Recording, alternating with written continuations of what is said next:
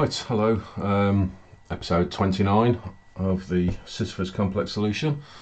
This particular episode, I will explain a little bit of something in that first, and that in terms of the title with the setting fire to the institutions, because just for any knobheads out there, this is actually indication of something of the stuff that I'll be recommending as I go through this particular effectively shit show of a ministry, which is the DCMS, but with the very specific understanding that the fire that I'm talking about here is in terms of in the quote page that's in the intro, where the fire will be not burning down all of the buildings or anything like that. This isn't some sort of idiot rampage of calling for people to go loopy and attacking all manner of crap. It's to do with the little scumbags that are in this particular ministry that essentially make up the little woodworm infecting the beams. So the fire will be, those are the beams that we take out, and you can set fire to them when they're outside. So it's not some socialist retard perspective of wanting to burn everything down and that and expecting everything to be amazing at the end of it, rather than just a pile of bloody ashes. I thought it important to just make that clarification over the title, because I mean, I'll give a bit of a premise for this particular episode. I'm going to be concentrating a little bit more on my notes this week, and that to keep myself in check a little bit, because in terms of the little parental advisory that I put out at the beginning, it might be needed for this episode, because in the preparations for it, one particular office, department, whatever you want to call it, that I'll be going into, the third one of the three that I'll be going through today. The sky here, the atmosphere here has been blue with the words that I sat here on my own, getting the preparations ready for this, and the air has been blue with the language that I've been shouting at this bloody computer at what I've been looking at. It drives me up the bloody wall. But anyway, fair warning. Any little pansies out there and that don't like people swearing or anything like that, this is not going to be the place for you today. So let's just get into it, shall we? So we'll start off with the Birmingham Organising Committee for the 2022 Commonwealth Games Limited. Keep that in mind as well, limited. So it's a company, all right? So, first thing first, limited company, commercial operation, totally funded by the taxpayer despite being a limited company, right? And this is funded between DCMS, so Department for Digital, Culture, Media and Sport, and Birmingham City Council. Right, so that's an important part to this to take into consideration, is that in terms of these Commonwealth Games, it's fairly similar to what the scenarios that you get with the Olympics and like with the football well, not so much with the Football World Cup, because that's a professional thing, but there are similarities anyway. But it's more specific to the Olympics. The athletes that take part in this have to be amateur. Now, one of the key reasons why this would have any kind of stipulation for amateur status is that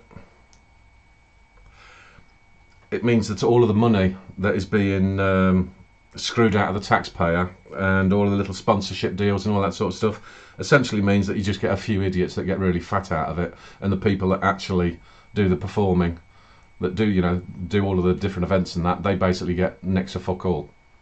That's essentially what that boils down to. So I'm on that perspective alone, keep that in mind, because there's things about this that I'm not happy with.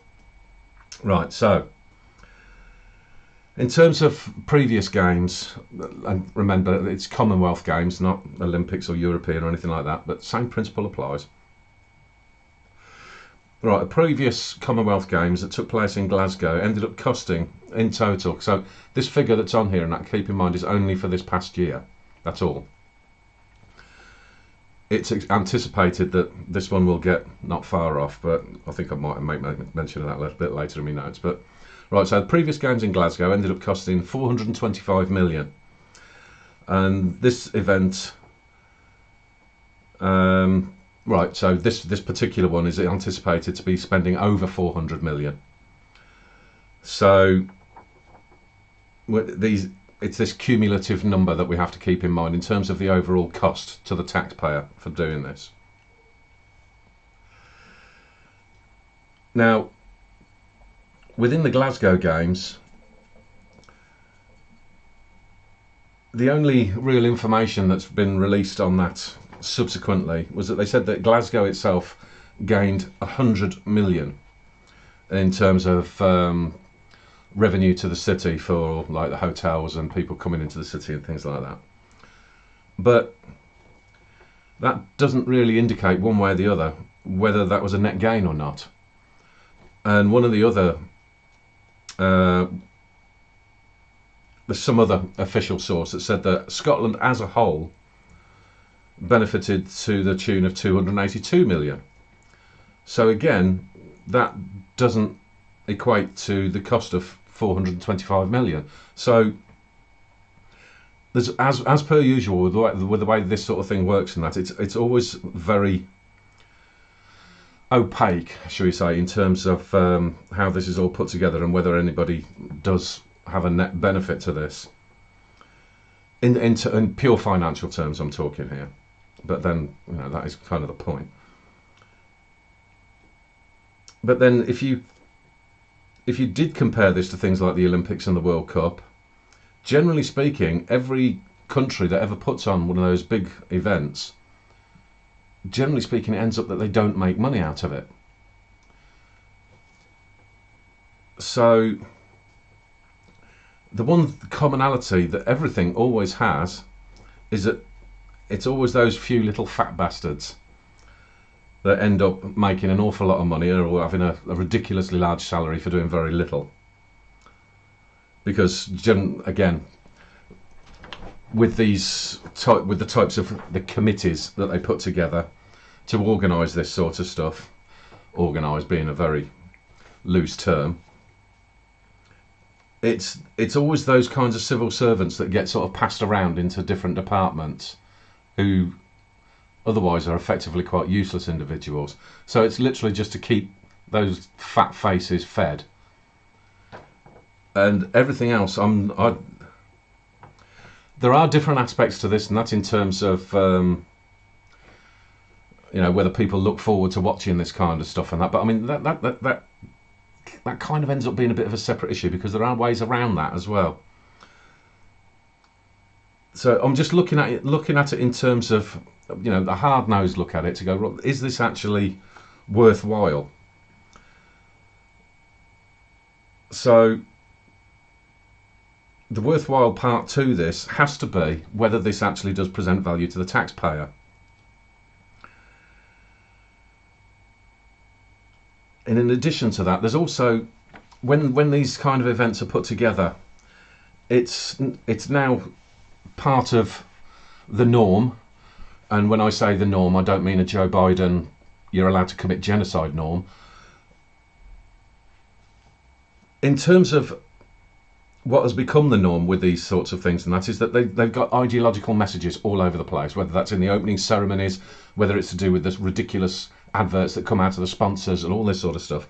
So it all comes with some great big package. So that's why I've gone and highlighted on the mission statement, where immediately it's going to be a diverse and all going to be sustainable, and it's what the hell does that have to do with sport? I mean, seriously, when you're talking about diversity in sport, I'm not entirely sure whether anybody's actually tapped some of these people on the shoulder and then give them a good smack around the head and said, actually have a look at the bloody field here.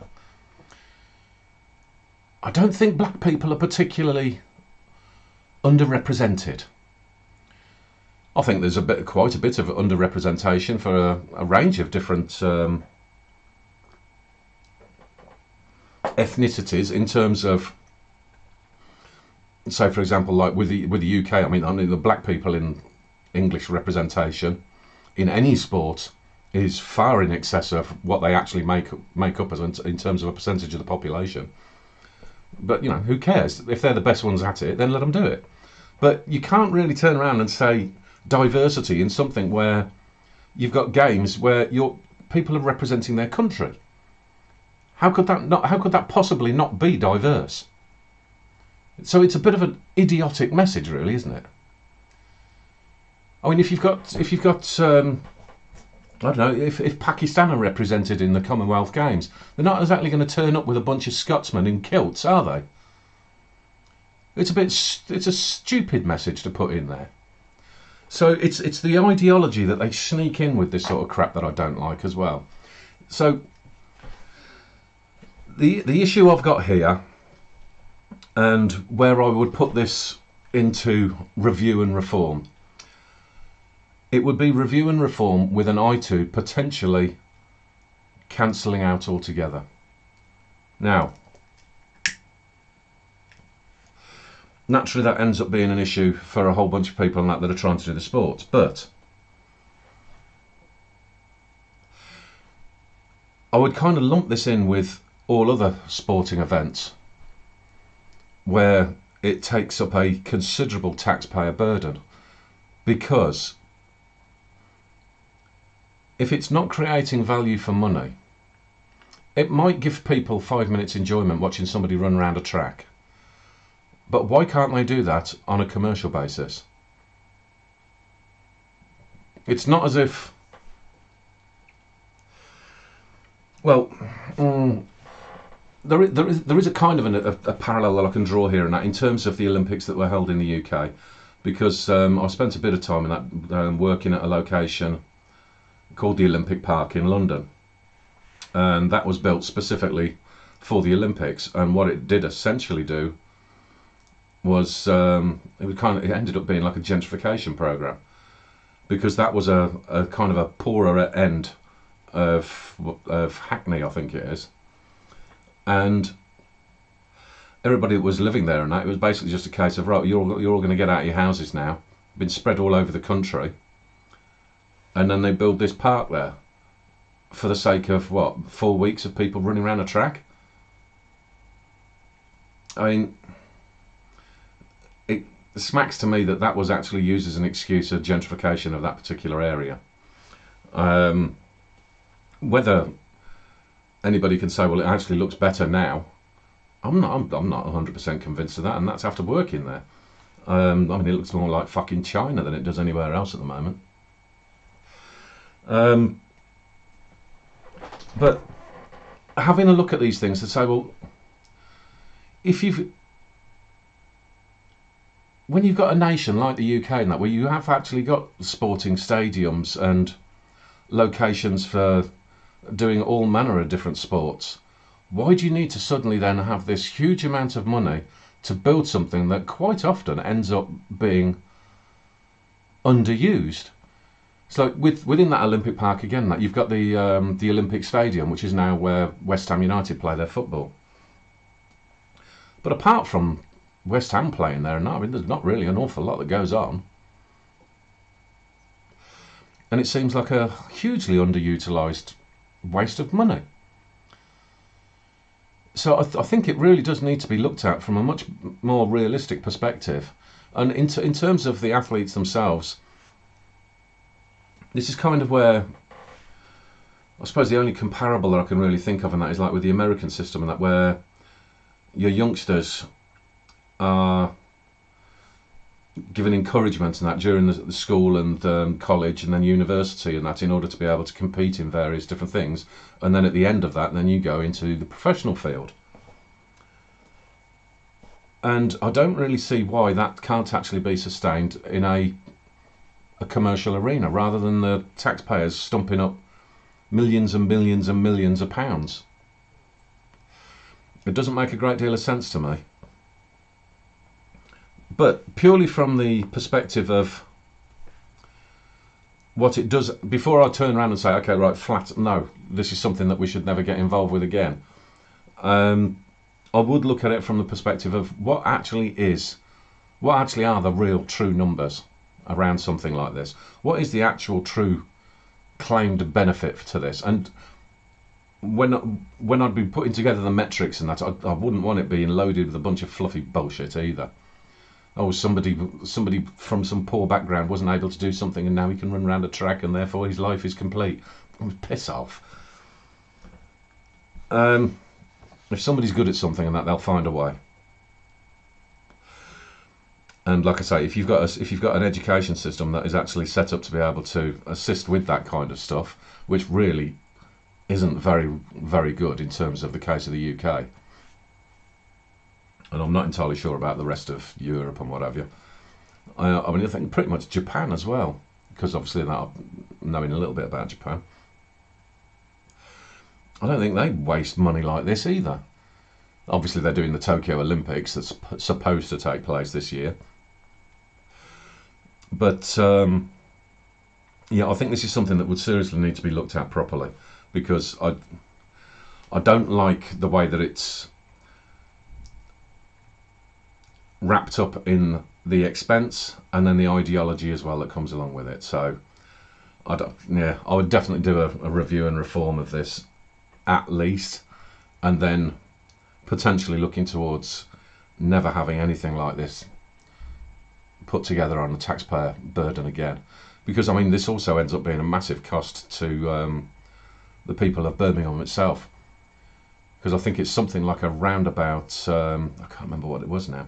I should have made a note of it, but I didn't. Something like around about a quarter of the overall value is paid for out of Birmingham City Council. I mean, that's Birmingham in a number of areas, and that is an absolute shithole in quite a few areas. Surely that money could be better spent. Well, anyway, so like I said, I mean, if I'm not taking the money out of the budget for the time being, because that money could potentially then go towards something that is actually much more beneficial. It could have some relation to making sure that you do have some facilities and that kids of all different backgrounds and that can go into. And I'm not talking about the ethnic bloody mix or anything like that. I'm talking about, you don't have to be some sort of chosen supreme athlete at 4 years old or anything like that to be able to gain access to it, and you're the only ones that are allowed to go in there. I'm talking about everybody being able to have access to go in there.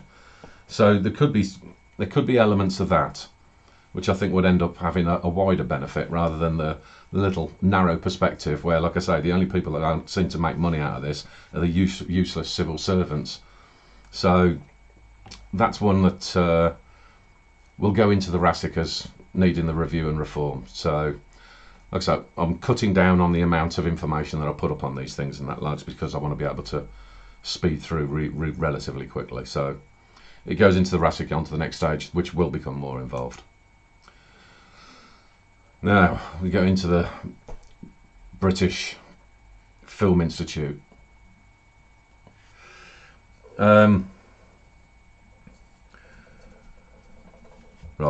I might get ahead of myself here, and that's why I'm going to refer to my notes, because I have an immediate response to this one straight away. But anyway, right, there is a pattern that I think is going to evolve across a few of these different ones, and that where the funds not only come from the taxpayer but also from the lottery. So I would look into the lottery at the right point in time a bit later on, because I do have certain issues around the lottery. And so what I can say in terms of this, I'm just looking at it from the taxpayer and then people that are handing over their money on a weekly basis in the hope of never winning any money. But what I can say is that the total budget for this particular film institute is 113,522,000. So again, the other key point to this is that rather than being a limited company, this one is a registered charity. And now, when something like this is a registered charity, my gut reaction again is then compounded in terms of this being film related. It's compounded that when I learn about this being a charity, again, it's just this, why are the taxpayer putting money into a charity like this? So anyway, so there is another element then that, like I say, I've had the expectation and that, so it most certainly is going to be this bias perspective, and I can't deny that, and there's no point trying to. But when I started to look into it and that, and I go into the website first, and immediately then my blood starts to boil when you get one of these, the Inclusive Film Festival that's playing the identity politics card, and that's around this what do they call them now, LGBTIQ. I mean, that's very inclusive then, isn't it? So why do they need their own film festival? I mean, seriously. So immediately in that, I'm building up a picture of what I expected of this particular charity. But I did sort of sit back for 1 second and thought, well, let me have a look at the website and let me have a look at the report properly. And I was expecting to see more of that kind of bloody idiocy, but it wasn't really there. So there was less of the identity politics than I was expecting. Then I've highlighted at the top there, and that's in terms of their strategic plan. And what I've highlighted there, and that is how their responsibility is to archive film, which in some ways means that, again, you're looking towards something that is protecting history. Because, I mean, yes, you can say that so many films and that are based on, it's just some insignificant little morons that never grew up and that and want to play cowboys and Indians for the rest of their life pretending to be somebody else. But it does essentially mean that it does kind of then play this role of being this protector of history, and effectively acting in the same way as like a library or a museum would do. So you have to credit it with some modicum of importance in terms of that perspective, rather than just me continuously trying to look for this hate fest of expecting some of the worst aspects of ideology. Because, I mean, this is the key part to it, really, and that is that when I'm looking at this, I have to keep it in my head. Don't mistake this for Hollywood. We all know that Hollywood is an absolute shit show, but this might not be quite so bad. So, right, I try to calm down a little bit when I'm looking at this one now. I do occasionally try to be objective. So, what we do here, because there's been this increasing conversation about the relationship between culture and politics, I mean, I do tend to think that the two are much more separate than is often stated. And the reason why I think the two need to be kept separate than so the expression of politics is downstream from culture. But politics is something that needs to be held accountable on a daily basis, and it has a duty of care. So it's got to be highly focused. It's got to have an evidence-based process, because it should, at least in the way that I want to be able to take things forward, like I say, have that level of accountability to the individuals as well. So there's levels of responsibility there that mean that it's not something that is based on your feelings. And again, I don't want to take that, as much as it is an interesting conversation, I don't want to do this facts don't care about your feelings thing. That's another conversation, one that I had online the other day. But anyway,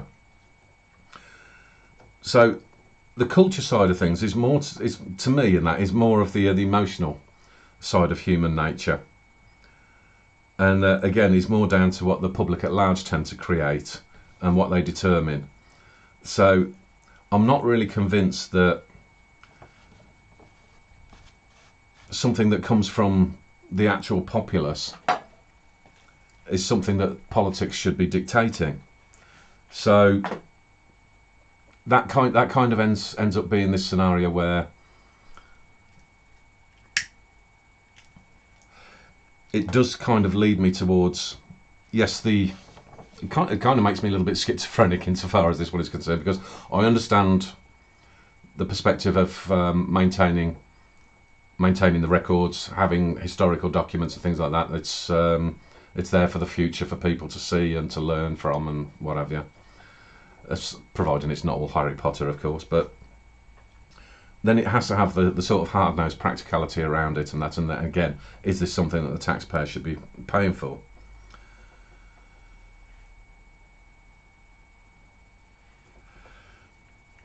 Now, another part to this in terms of the considerations is that it is, well, as much as this is not Hollywood, it is very much the case that the film industry and what they claim to be the culture side of things, it has for the longest time now had a very distinct ideological perspective, which is very much on the left wing. It's just a matter of how far on the left that ends up going. But even with a left wing view, I can look at things like, I mean, again, I have to concentrate on the fact that this one is about the UK side of things, not America. So if I think about some of the left wing points of view and the types of films that have come out of the UK, I think the best example is Ken Loach, who, whenever this man speaks politics, I mean, the guy is just an absolute moron in so many ways that it's just unbelievable. I mean, he's completely lost the plot, that bloke. But he can come out with films that, again, are very much from a left-wing perspective, but also entirely and distinctly based in reality, that you can't really claim is pushing a left-wing message. And the most recent example of that would have been the film I, Daniel Blake. And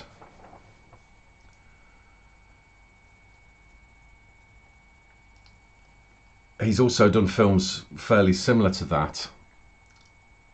that kind of showed how shit life was in UK under various socialist regimes, whether that was Labour or Conservative. They're all bloody socialists. And he basically showed the truth of what life was like. Now, in I, Daniel Blake, I mean, that's I mean, it is post the was it 2007 2008 crash, but it very much showed the lack of care and the bureaucratic state of the social what do you call it, social care system, the dole, basically, like, you know, the unemployment benefits and what have you, and how they would treat people like absolute shit and have them running around in circles until, obviously, and that the day that the bloke just dies. And as much as that's coming from a left-wing perspective, to be able to reflect that reality, again, it's something that can't be denied about things that have happened happening in real life in the UK. So it doesn't really matter that him as a person, this Ken Loach, it doesn't matter if him as a person that is an absolute nut job. what is actually put on screen is undeniable. So having somebody that is of that particular leaning being able to be the person that would actually represent that reality, you have to sort of...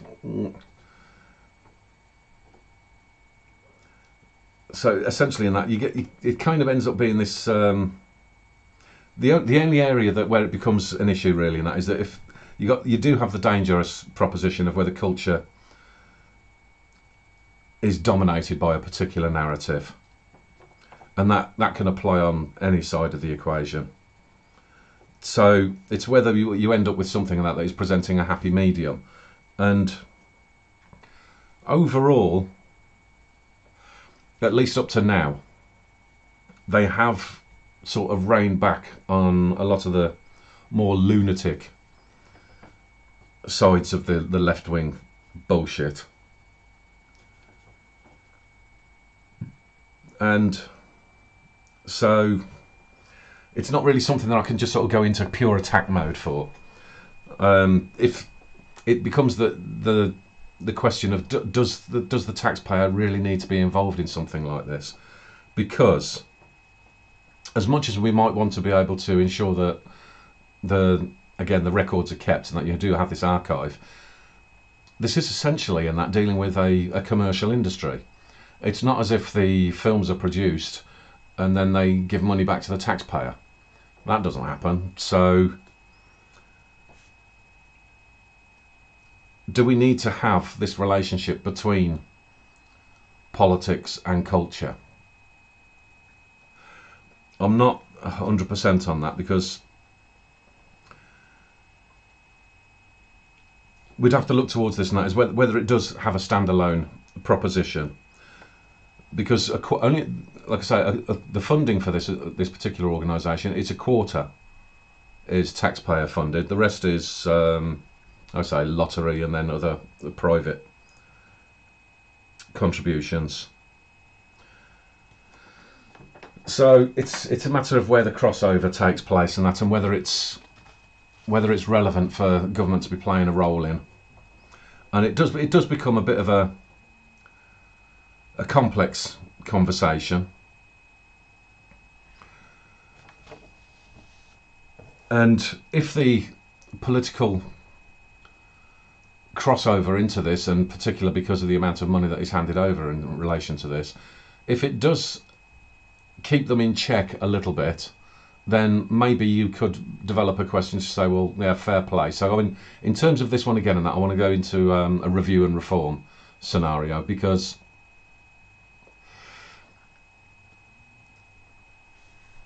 if it does mean that we gain some level of ownership and some reference to the archives, then that could potentially have a reasonable value. Whether it's worth that much on an annual basis is highly debatable, hence the review and reform.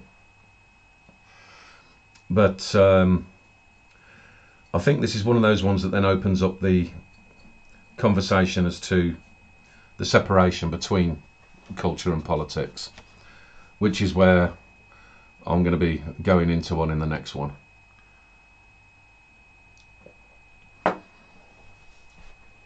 I think this is an institution that, I mean, on face value, I think this is something that they can actually stand on their own 2 feet, or should stand on their own 2 feet.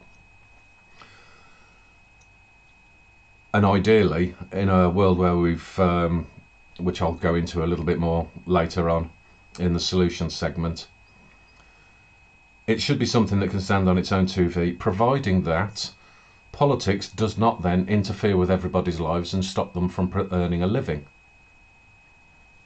Little things like that tend to help. So in terms of this particular one, review and reform, see if it does actually hold any real value, and whether we do need to be putting some sort of a line between this culture and politics, because like I say, culture doesn't hold the same level of responsibility that politics does, or should, and seems to have lost. But also, even though I haven't put this down in my notes, the other thing that I would be very, very cautious of, and that is that I am noticing that as much as my perspective as to whether they've gone too far to the left is to do with the content that has been produced to date, I think we are seeing a direction of travel where it won't be too long before they cross that line and start going into lunacy, where they start making films about a 3-year-old that needs to be a transgender or crap like that. Anything that starts pushing that kind of narrative, that would be an immediate cut, gone, off. So this is one that I didn't really think that I was going to have to say the things that I'm going to say. So I'll just go with the, I mean, you can see some of the comments for yourself, hopefully, because like I say, Rumble and that, the quality seems to be a little bit lower. So hopefully you can read what I've got up on the screen and, you know, just crack on with reading that. So I'll concentrate on the numbers first, because they're anything but clear and transparent. And I'm left in a situation where I've had to kind of guess as to whether the number is actually correct.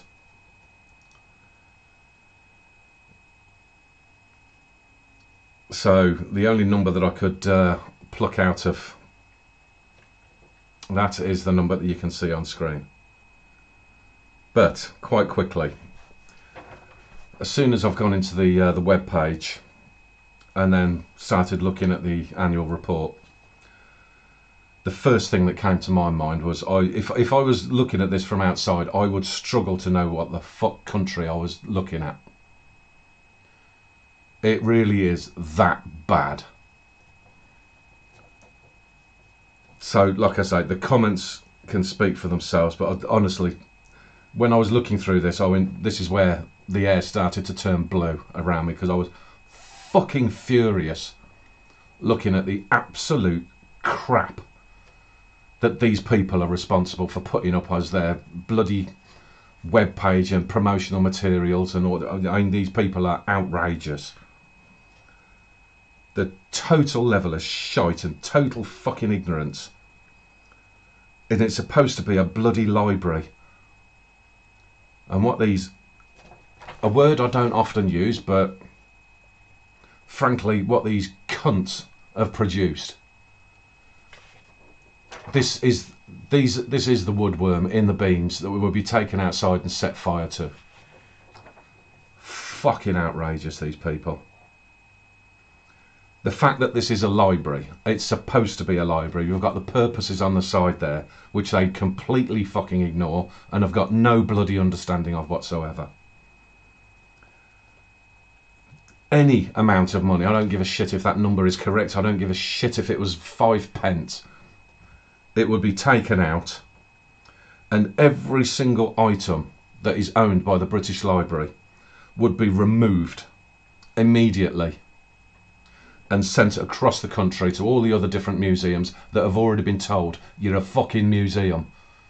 Keep your mouth, anything else, keep your mouth shut. Just look after the shit that's there.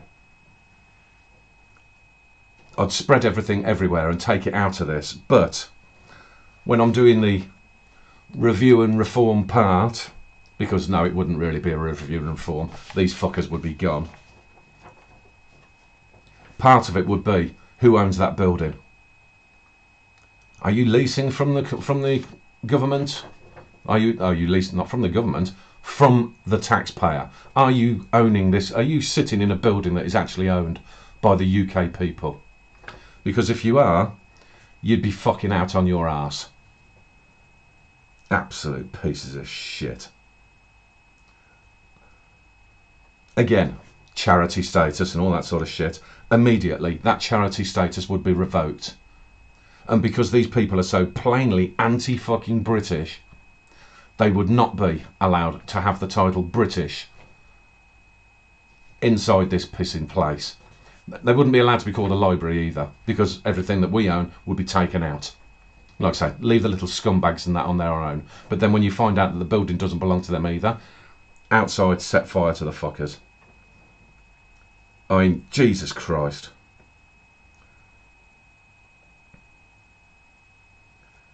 I didn't waste of time reading the notes on this one. You look through the annual report.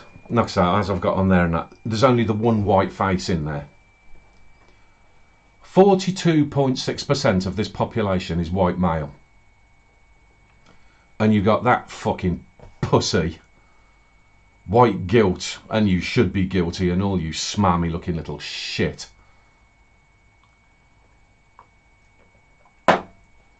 Pushing, I mean, you go through that annual report and that, and literally spot the white man. Fucking outrageous. I have got not a slight problem at all. I couldn't give a shit where anybody comes from. But do not be making our country look like we've just been pulled out of fucking Central Africa. Fucking ridiculous. And the sorts of crap fucking idiot programs these twats. Oh, explore the power of feminism. How about fuck off? You fucking retards. These are the people. This is that 1% of the population that has got their gobshite, that has got no standing in reality whatsoever. And that, for reasons I am completely at a loss to understand, as to why these pricks get their gobbles above everybody else's and seem to think that they get to demand, because they're feeling guilty of the fact that they're stealing all their money from the fucking taxpayer for their useless wanker individual fucking lives, because they can't do anything. Fuck no. These people, no, I would not pay a single penny to them, and I don't give a shit if he gets left out on the street and his entire life collapses and he's left homeless, starves to death in the middle of the fucking street. I couldn't care less. Fuck off. You want to live in a socialist fucking world and that's got all this bullshit about representing a nation that doesn't fucking exist, except in your own little guilt-ridden head. Fuck off to a country that actually looks like that. You twat. Fucking hate these people. So, no, bollocks to the British Library. Gone. That would be fucking gone. Or we'd open up a bloody new one and call it a proper bloody British Library. One that actually looks like the fucking country does. Bastards. And go fuck off in some little pixing posse town hall in fucking somewhere in poxy London. You know, to sit there with your bloody lesbian fucking whatever bloody gender crap they want to come out with, and sit there with your half a dozen morons and jerk yourselves off there. Don't fucking do it on our money. Bunch of bastards. Fucking sick of it. There's so much stuff that I keep seeing these days where I'm just like, who the hell let you people loose? You represent nobody. Also, the tiny little percentage of gobshites that seem to probably fucking live on Twitter or wherever it is. And half of them are bleeding bots as well. I mean, why can't people just stand up as one and just go, would you lot just fuck off? If you want to be a socialist, a communist and that strangely enough never put up with any of that shit, go and live in one of those fucking countries. See how far you get. Go over to China. Go and sit in one of the Uyghur camps and go and be a part of the Chinese cultural norm. You fucking idiots. Not having any of this shit. And more people need to fucking stand up and say, piss off. Not having it. I told you I was going to swear. I did fucking warn you. Don't say I didn't. Right. I know there's going to be so much more of this where it's going to drive me up the bleeding wall in this poxy department. Cumulative perspective so far, 951 million. And wankers like that stealing fucking 98 million or God knows whatever the fuck it was. Bastards. So this is the position so far, and that's in terms of the few departments that I've looked at underneath there. Bullshit fucking a conservative government for 10 years, for Christ's sake, and you get that? Fuck's sake. Right. cumulative taxpayer savings gone up a bit, and I've reflected the number that belonged in there from before. In terms of the money from the wankers in the British Library, I've not taken that money and put it into the taxpayer saving, because I would use that money to pull all of our belongings out away from those wankers and pay for it to be looked after properly somewhere else. So, possible sale of the Met Office and replace the British Library. There you go. So that's where the money will go for. Review and reform of the Birmingham Olympic Committee, the Commonwealth Committee crap, 2022. Just because, as I explained before already. And then the BFI, where did that one? Yeah, just review the BFI really, because it's not a case of reform, because when you've got a quarter of the money that's going in there, it's not a complete picture where you can actually turn around and say, well, I'm going to reform your organisation, because it's not ours really. I would say a quarter of the taxpayer goes in there, which gives us a very big say in it, but it's not ours. So that would be a case of reform, and see whether we actually want to be able to give them any money or not. Seriously,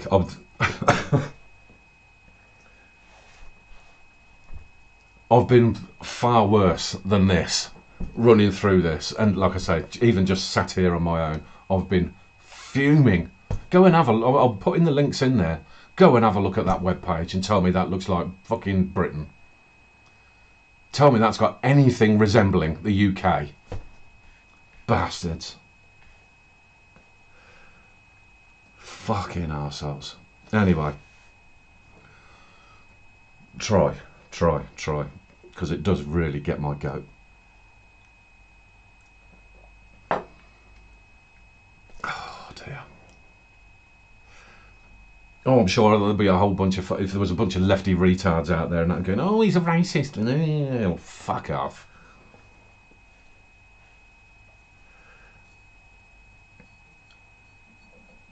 Fuck's sake.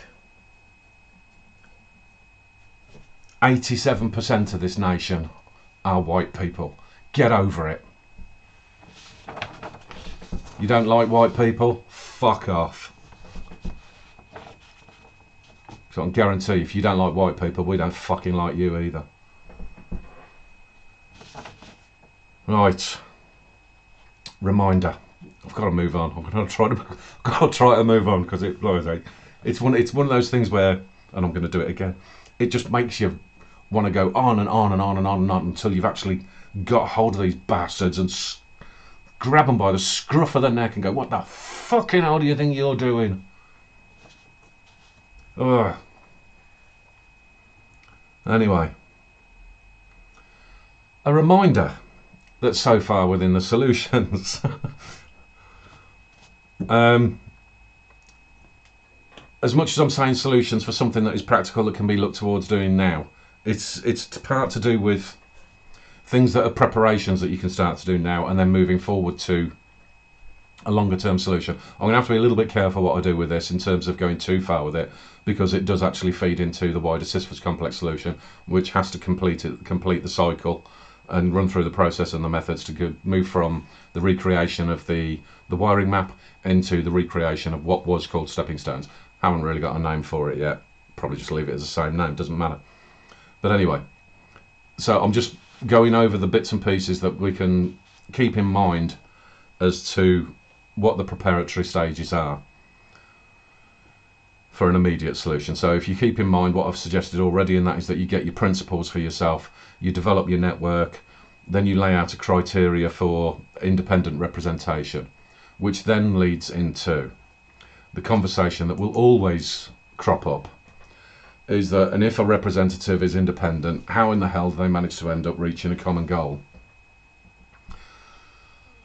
So there is this basic map of how things work in the UK. Again, I'm sure if you look for one in your own nation, you'll find something that is similar to this. I've had to do a little bit of erasing, because that particular space, as you can see, was vacated by the European Union. Yay. So the key thing around this is understanding what it is that you've got at the moment. So, like I say, find your own map of what your system looks like now. Now, the thing about this is that when this kind of question is asked, it's made in a fairly, I would say, a fairly condescending way, and that to make it seem like there's a problem has just been presented that is insurmountable. Something that, again, is to dissuade you from taking this particular kind of route to developing a different kind of system that would probably be, or would be, because that's the whole point of doing this preparation work, would be more accountable and more representative of the actual population.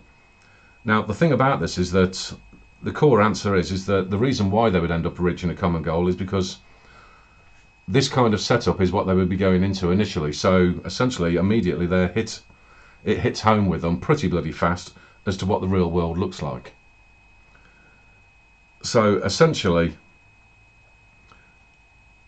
they have to understand what the requiring of running a nation and the structure of running a nation, what that actually looks like, and how it would be absolutely impossible for them to walk through the door, be in every single element of this all at once, and be able to control the whole thing. I mean, that's where the dictatorships tend to fall down, is because it is literally a physical impossibility. And if you've got different representatives from different regions that are all independent, you're not really going to be able to all start pretending to be the all-powerful one, are you? So you've got to logically work together in some form. So there will be stages that I'll go forward into. I'm not entirely sure when at the moment, and that I'm going to have to give some consideration on this over the next week. There are some plans that I have in terms of how this particular existing structure does evolve, shall we say. And the kind of structure that I've got in mind would actually then be much more amiable to the independent representation system. So the key thing about that is that when you're choosing the independent for your particular constituency, within the criteria that I went through last week, it is weeding people out during that criteria stage to understand that they would be, I mean, well, for one thing, and that you would find out if somebody that is putting their name forward to be the independent, you're soon going to understand if they're completely delusional and has got no idea what they're about to walk into. And you can ask the questions, so, well, okay, once you're there, how are you actually going to start to have the conversations with everybody in that to understand how this all works? Naturally, in the ideal perspective, when I'm turning around and saying about the Sisyphus complex solution, what it is that I'm actually trying to achieve with that, you would essentially have an overriding model to be progressing towards anyway. You would have something that you're actually looking to achieve, and you have those individuals that would fit it. They would be the jigsaw pieces that fit into the puzzle that creates the model. Obviously, I haven't reached that stage yet. So again, this becomes a preparatory stage. If something like this was to happen exceptionally quickly, then yeah, give me a bell and I'll have to work harder and get the bloody thing done quicker. But there are realities, is what I'm saying, that this question that makes something seem like it would be insurmountable and you have to give in to the party structure, you don't, because reality would hit home and people they would soon understand how they do have to actually work with other people, with a caveat, as always, and that you make sure that the caveat is you're working together with the people that are responsible, not the bloody civil service. As much as the civil service like to think that they run the country, they don't. So that would be the one understanding that people need to have. All of this shit that we've seen in the UK over, I mean, in particular, I've noticed that Priti Patel, I can't remember what, she's at Home Office, I think she's at. She gets an awful lot of crap, and that way you get these sudden people that are coming out claiming to be whistleblowers and going, oh, she picked on me. Oh, grow up, you fucking idiot. Do as you're told. Simple as that. If you've got somebody that is at the top, this is what we're trying to achieve, here's the instructions, get on and fucking do it. If you're going to turn around and say, well, okay, I've got an issue with what it is that you're instructing me on, and here's the reason why I've got an issue with it, here's what could be done better, etc., etc. Have a reasoned conversation about it, but you don't turn around and go, oh, somebody told me what to do. If you can't, if you're an adult in a position of responsibility in the civil service and you can't handle being told this is what we're supposed to be doing now, then get the fuck out. Simple as that. So, develop that bit of reality. So, in order to have the reality, and to make sure that reality is well and truly understood, we look towards the first part of the system that would be changed. These parts I can go into.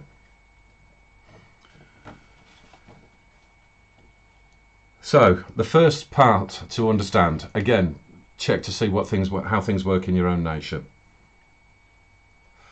The current system in the UK for elected MPs, there is no contract of employment.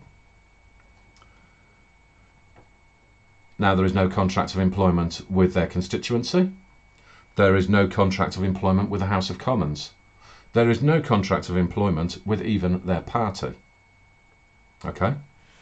What you've got is this code of conduct for members of Parliament.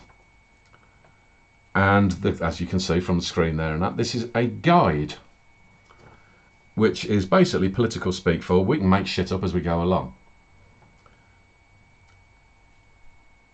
That's why you end up with this scenario where you end up with all these politicians that do all manner of shite. And there ends up having to be such a stink created that there becomes no choice. But even then, if they turn around and resign from their position, they're still in government. This is wrong. This is just entirely bloody wrong. So I would change this system immediately. And the first stage is, and don't worry about the content of what that says in terms of the contract of employment, because it's just a graphic. But we would make a contract of employment with the constituency. It would literally be a case of, I am obliged to fulfill X, Y, Z criteria. If you fail in any of these areas of accountability, you can be fired by your constituency. Whether we turn around and take the recall proposition, which is 10% of the constituency signing a petition can have an MP recalled, but even then they have their little wheedly ways of trying to get out of it. But we'd work towards those details as we're going forward. But you have a contract of employment. You make sure that there is that accountability there. So that's the first stage. You're making accountability on the local level to the people that you are actually supposed to represent in your constituency.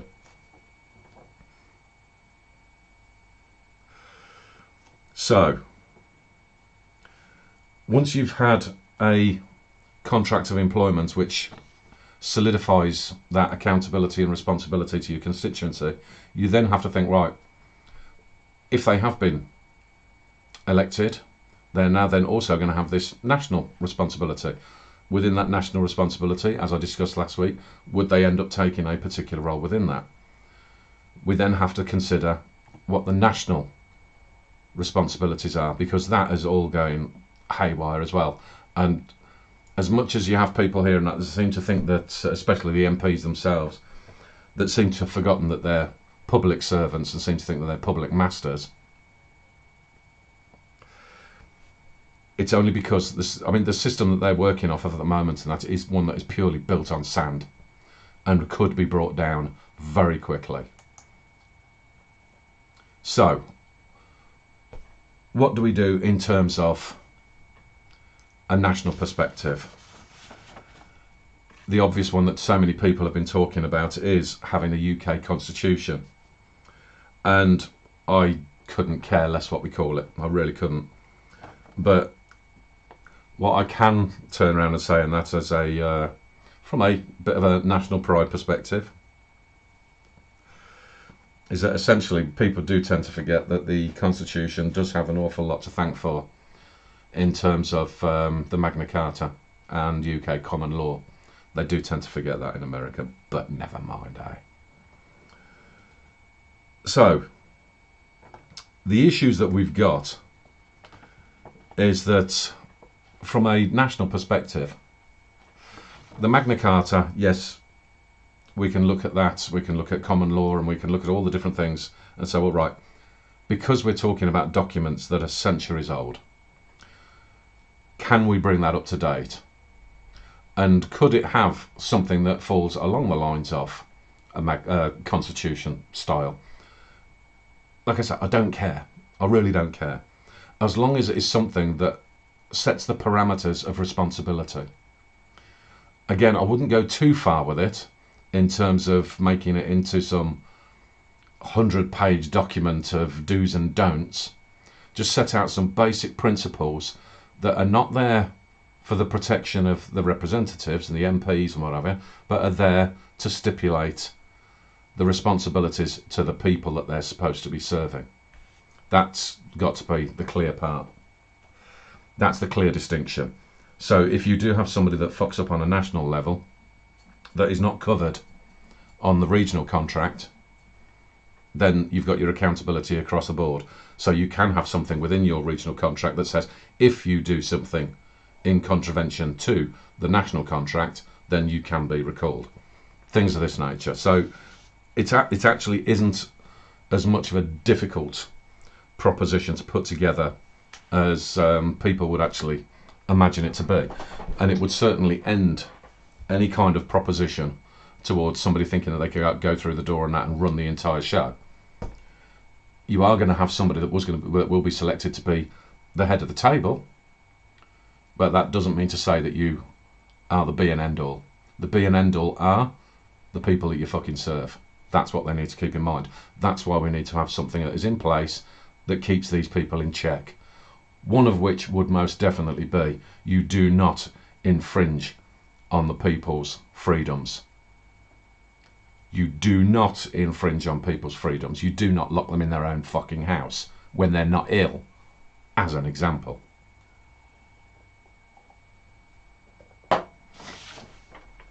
So, as with all things, when you have a common thought as to what the problems are, the barriers to entry, the barriers to change, anybody that just simply turns around and says, oh, you can't do that, you can't do that, and they never come up with a solution. These are elements that make up a part of that solution. If somebody else has got some other ideas and that would help to go along with that, that's fine. Anybody got any criticisms of where they think this would fall foul of something, let me know.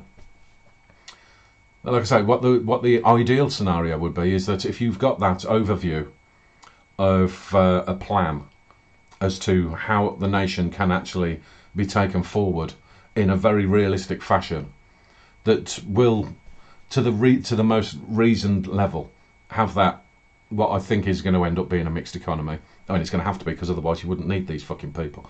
But anyway, so if you've got a mixed economy of that level, but a clear separation between the public and the private, that's something that we'll go into at the appropriate time later on. But if you've got that basic structure and understanding put in place, and how you actually go through the different levels of project management effectively to be able to set everything in stone and have everything put in place, having these kinds of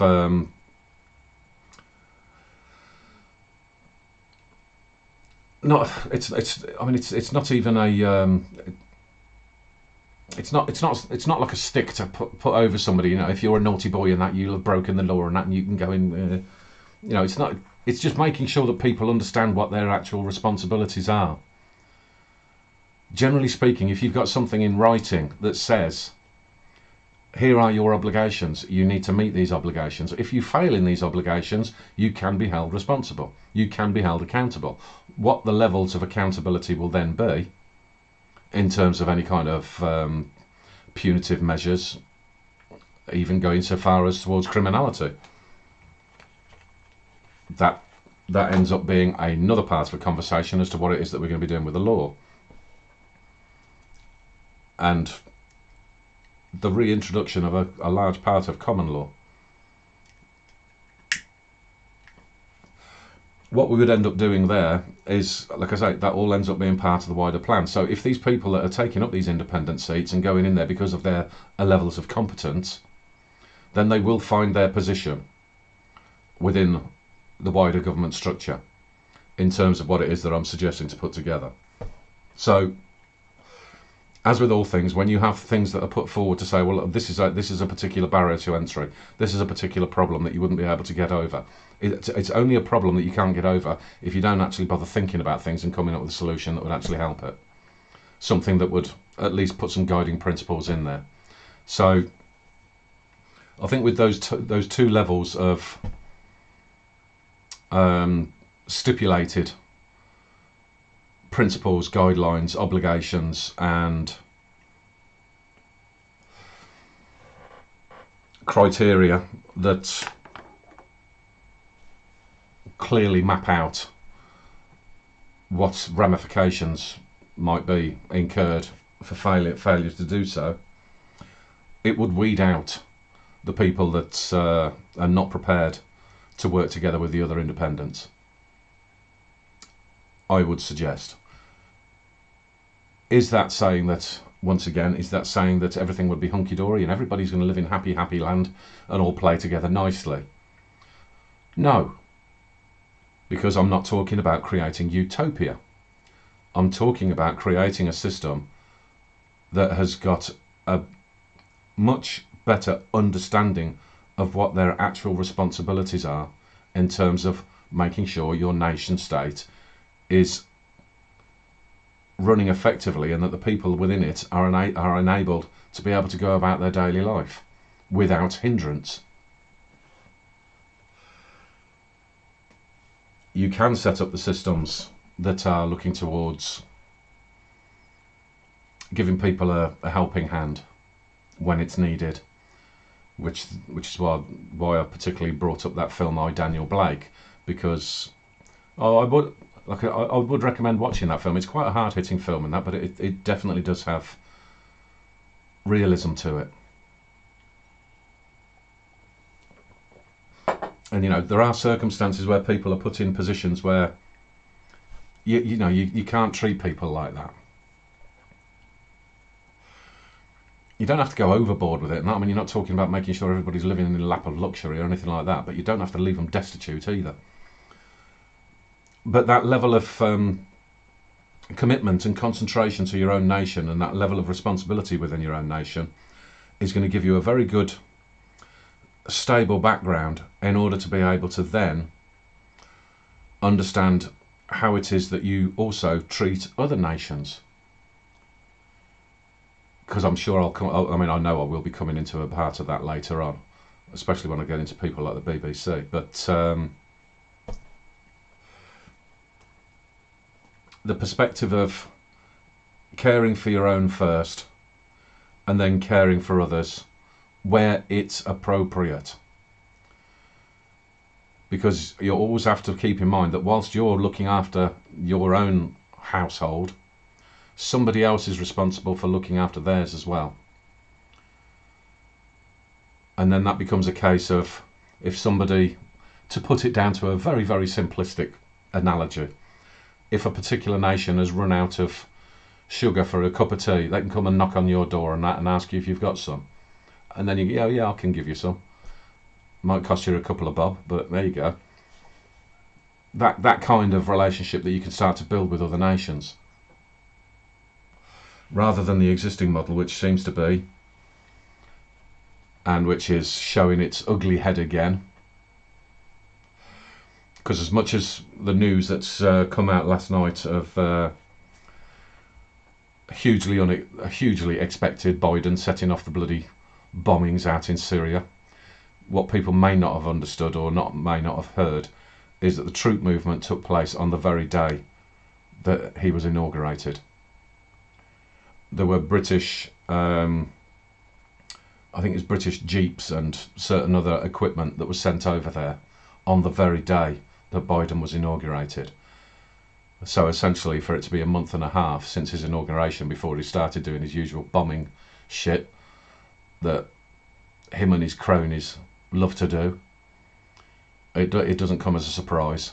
And setting up this kind of a system would ideally end that kind of crap. If you've got a nation that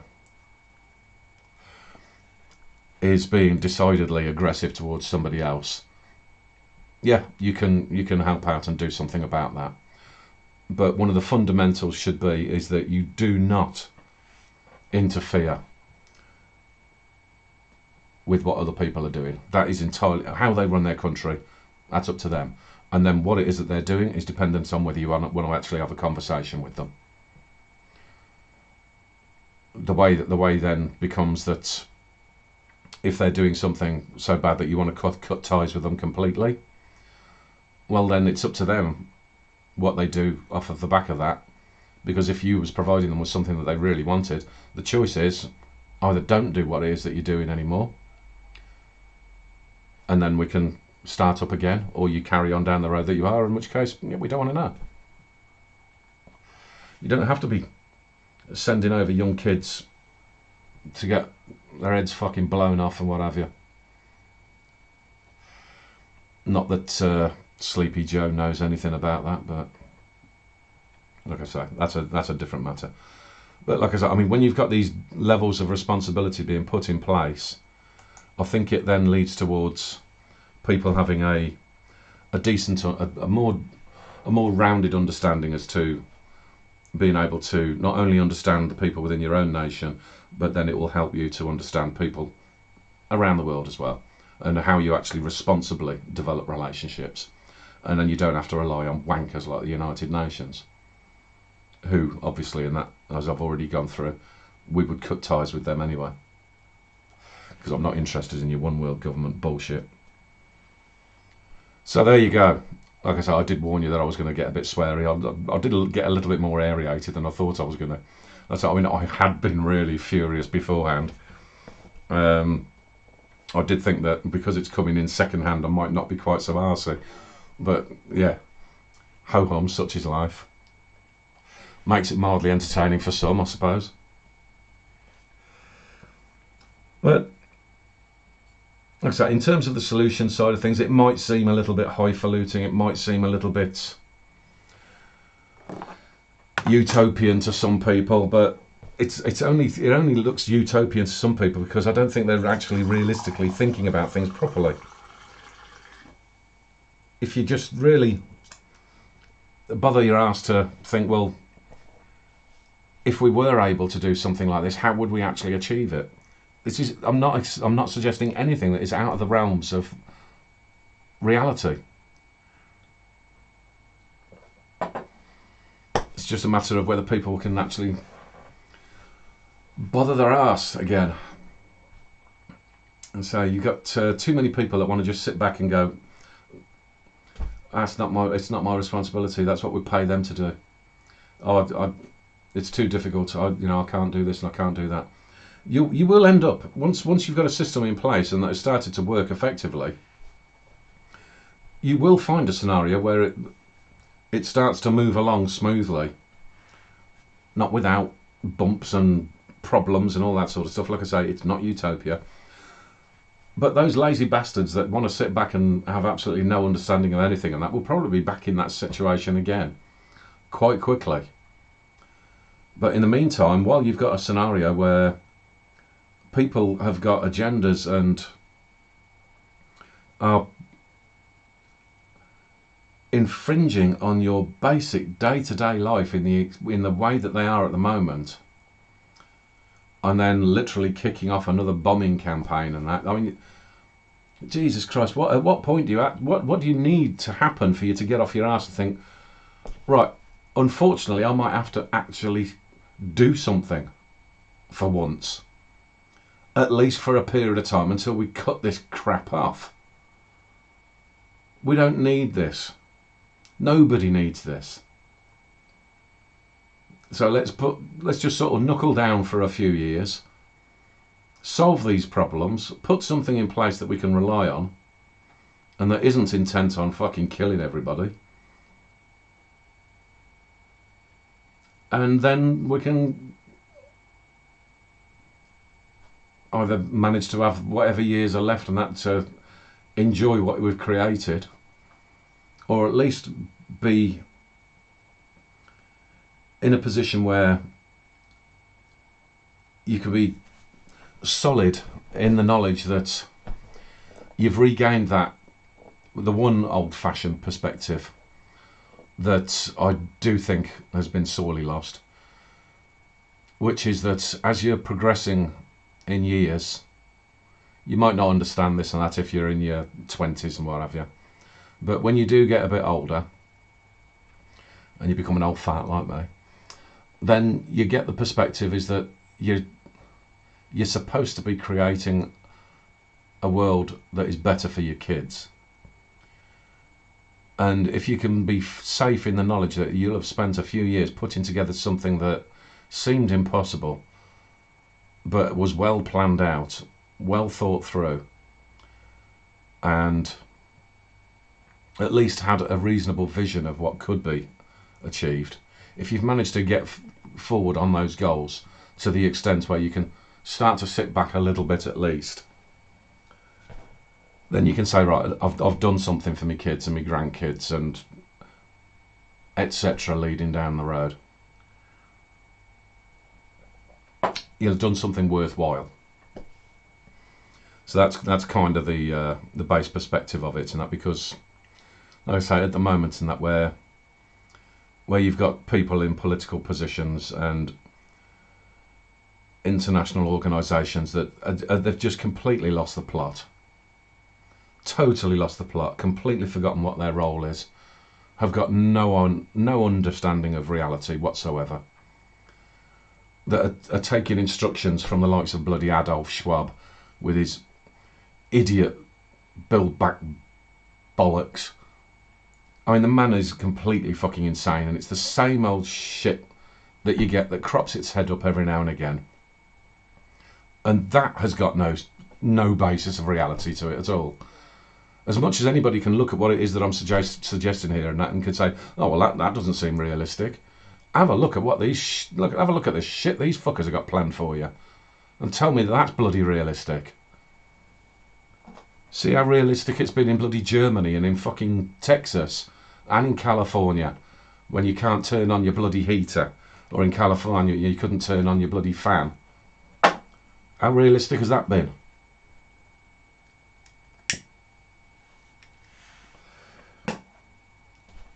I think the perspective that I take on that has got considerably more reality involved with it than what these morons have got. Certainly more realistic than whatever his name, Cuckolder Ferguson, with his stupid bleeding models that need everybody to fucking stay in their home for a year, based off of a model that is yet again one more to add to the pile of 20 years or more of bollocks that he's produced. And why the fuck anybody listens to that moron, I've got no idea.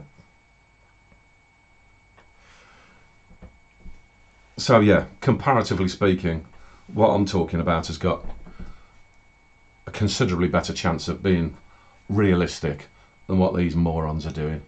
So anyway, I think I probably rambled on enough and sworn enough. Shit happens, you know. There are times when you gotta be a bit bloody. You gotta be a bit bloody arsey, and I hate the words like getting emotional about things and all this sort of stuff, and Oh, I'm going to be passionate about it. No, piss off. Not interested in those sorts of words. But you've got to have some. You've got to grow some balls and think, what the fuck is going on? How the bloody hell are we going to put this right? There is the expression, if it ain't broke, don't fix it. This is fucking broken. So fix it. Somebody want to tell me that there's areas where I'm getting things wrong. Somebody want to tell me that there's other solutions that I haven't considered. Fine.